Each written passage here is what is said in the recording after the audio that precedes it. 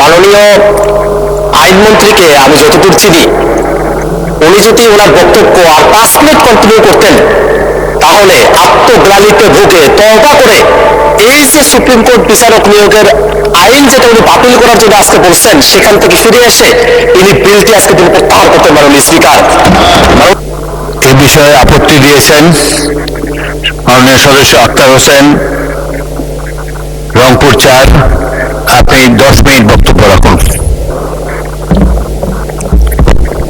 মাননীয় স্পিকার, আপনাকে ধন্যবাদ।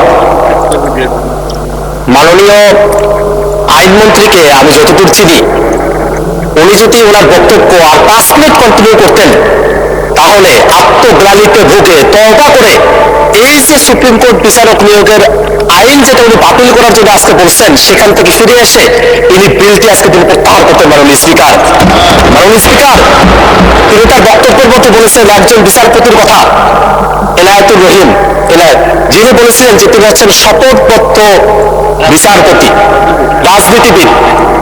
এই যে শপথপত্র রাজনীতিবিদ তৈরি হলো, খায়রুল হকের মতো বিচারপতি তৈরি হলো, মানিক চোরা শব্দটা এখানকার জন্য অশোভনীয় হতে পারে, কিন্তু বাইরে এই শব্দটা এইভাবেই চলছে।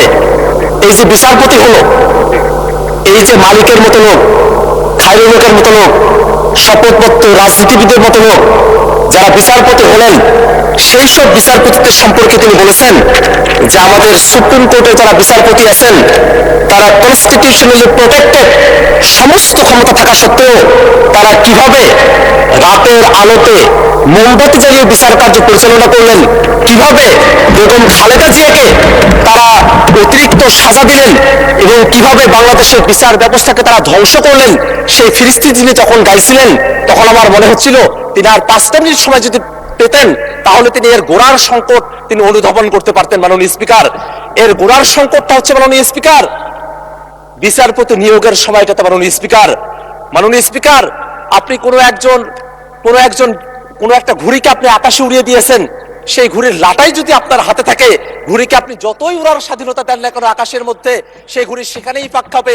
আপনি যখন টান দিবেন তখন আপনার কাছেই ফিরে আসবে। এই বিচারপতি নিয়োগের যে বিধানগুলো বাংলাদেশে আছে অতীতে, সেই বিধানে এই ধরনের একটা পরিস্থিতি তৈরি হয়ে আছে মাননীয় স্পিকার।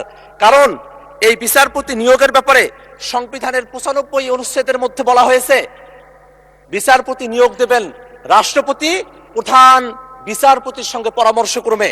দেখে খুবই সুন্দর মনে হয় মাননীয় স্পিকার যে বিচারপতি নিয়োগ হবে, রাষ্ট্রপতি নিয়োগ দেবেন, প্রধান বিচারপতির সঙ্গে পরামর্শ করে নিয়োগ দিবেন।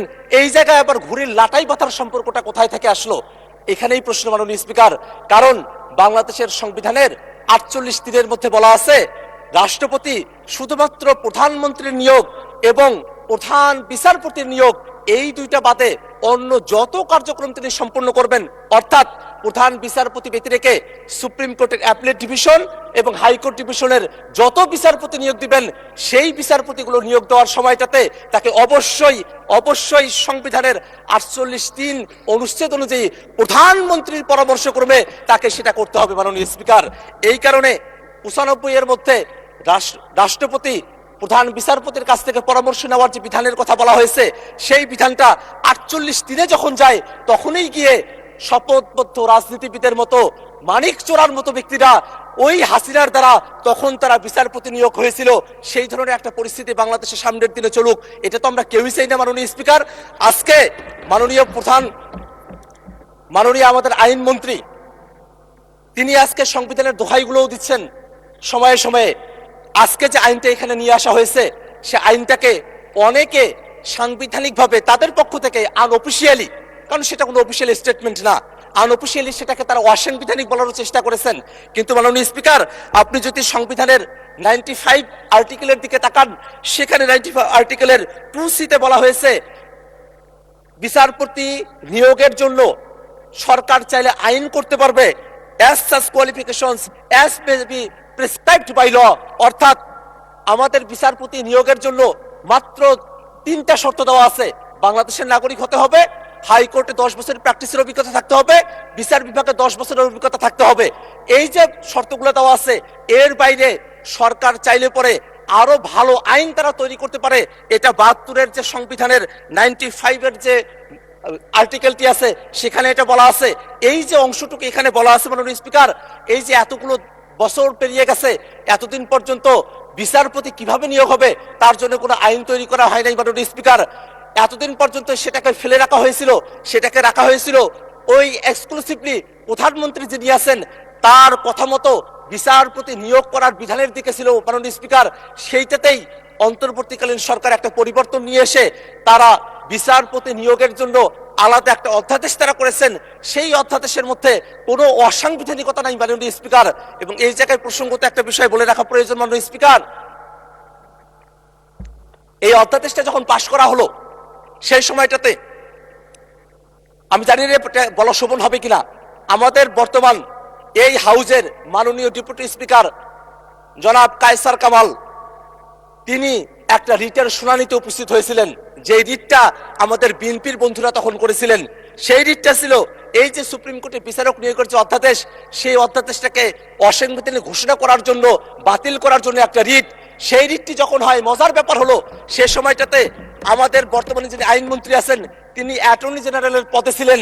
এখানেই দেখার বিষয়টা মাননীয় স্পিকার, আমাদের আজকের যিনি ডেপুটি স্পিকার আছেন তিনি এটা বাতিল করার জন্য বলছেন, আর আজকে যিনি আইনমন্ত্রী তার দপ্তর অ্যাটর্নি জেনারেলের দপ্তর তখন এই আইনের পক্ষে দাঁড়িয়েছিল। এবং সেই সময়টাতে আমাদের বিচারপতি আকরাম তার যে বেঞ্চ, সেই বেঞ্চ কিন্তু সেই সময়টাতে সামারিলি এটাকে রিজেক্ট করেছিল, একটা রায় দিয়েছিল। তারা বলেছিল পর্যবেক্ষণ সহকারে একটা রায় যে এই যে আইনটা হয়েছে সে আইনে কোনো অসাংবিধানিকতা নাই মাননীয় স্পিকার। মাননীয় স্পিকার, আমরা যদি এই আইনটার দিকে একটু তাকাই মাননীয় স্পিকার, এই আইনের মধ্যে একটা কাউন্সিল করার কথা বলা হয়েছে। সে কাউন্সিলের চেয়ারপারসন হবেন আমাদের যিনি প্রধান বিচারপতি আছেন তিনি নিজেই এটার প্রধান থাকবেন। এবং এই কাউন্সিলে অ্যাপিলেট ডিভিশনের একজন সিনিয়র জাজ থাকবেন, হাইকোর্ট ডিভিশনের দুজন সিনিয়র জাস্টিস থাকবেন, আরো থাকবেন আইনের অধ্যাপক, অ্যাটর্নি জেনারেল থাকবেন, সেখানে সাবেক বিচারপতিও একজন থাকবেন। এখানে দেখার বিষয় হলো এখানে কয়েকটা জিনিস আছে যেটা অটোমেটিক্যালি হতে হবে।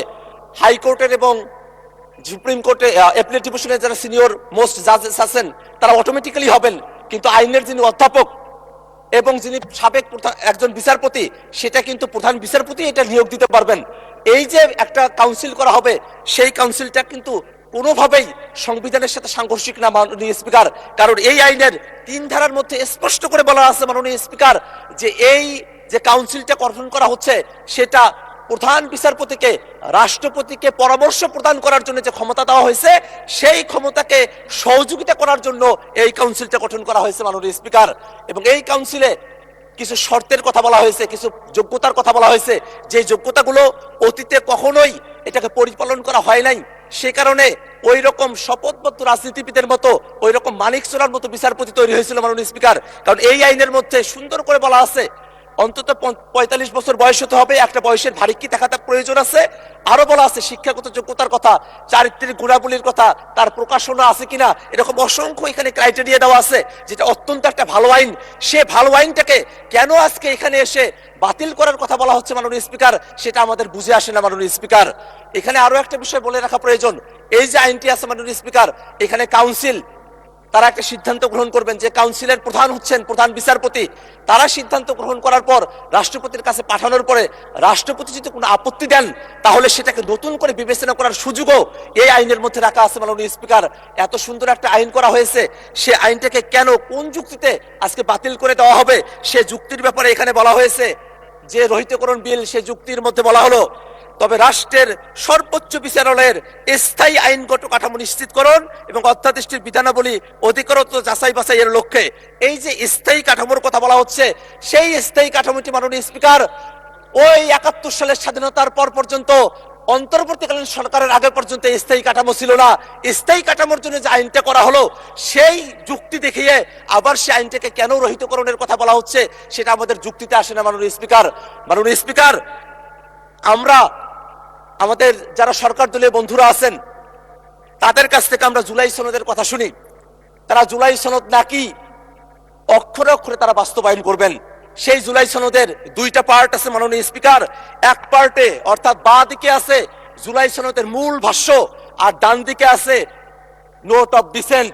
তারা যখন জুলাই সনদের কথা বলেন তারা তখন নোট অফ ডিসেন্টের কথা বলেন, যেটা তারা অক্ষরে অক্ষরে পালন করতে চান। মাননীয় স্পিকার, এই জুলাই সনদের 31 নম্বর ধারার মধ্যে বলা আছে এই সুপ্রিম কোর্টের বিচারকদের নিয়োগ করার জন্য আলাদা একটা কমিশন করার কথা বলা হয়েছে, একটা কাউন্সিল করার কথা বলা হয়েছে। সেই জায়গাটাতে একটা মাত্র নোট অফ ডিসেন্ট আছে বিএনপির পক্ষ থেকে। সেই নোট অফ ডিসেন্টে তারা কিন্তু এই মূল প্রস্তাবের বিরোধিতা করে নাই, তারা শুধু এতটুকু বলছে যে এটা সংবিধানে অন্তর্ভুক্ত না করে এটাকে আইনের মাধ্যমে করেন। মাননীয় স্পিকার, এইটা তো সংবিধানে অন্তর্ভুক্ত না, এটা তো আইনের মধ্যেও আছে। তাহলে নোট অফ ডিসেন্টে জুলাই সনদ কেন মানে না, এটা